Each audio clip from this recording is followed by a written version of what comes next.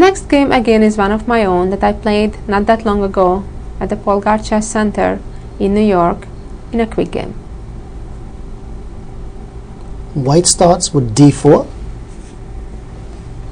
Black responds with d5.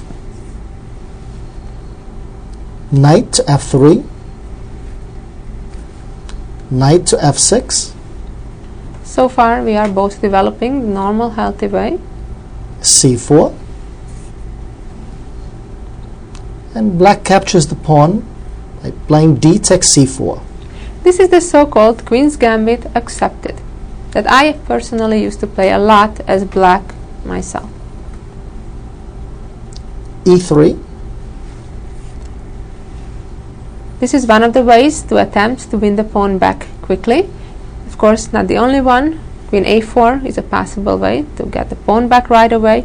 Also, knight c3 is a possible way to give up on that pawn for a while and just try to get ahead in the center and gain initiative and stay behind the pawn for a while. But in this case, I preferred trying to get the pawn back. c5. That's a standard move, although usually it's first played e6 and then c5. Now the question comes, why not to just protect the pawn? In that case, white wins the pawn back very quickly by playing a4. Black cannot protect the pawn with a6 because of the pin on the a file. And after c6, white can play pawn takes, and b3. The idea is that if the pawn captures, the bishop captures with a check, and after bishop blocks, the queen takes and gets the pawn back. And white is a little bit better developed and has a small advantage in this position.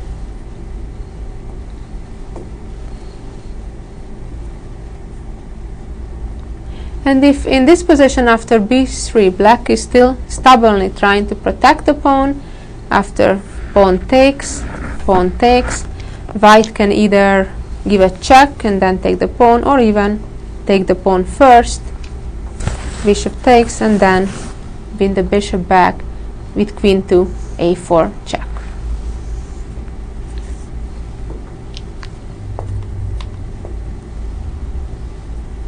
So in this position my opponent played c5. Bishop takes c4. I got my pawn back. And now he plays bishop to g4. Again, it's the same mistake we've seen several times already on this tape, that the bishop develops to g4 prematurely can cause serious trouble. In this case, it's even more severe than in some of the other cases we saw. Black should continue developing the king side. And now, a typical combination. Try to figure out what's the correct move here for white. Bishop takes f7 check. This is a typical combination that wins a pawn. King takes f7.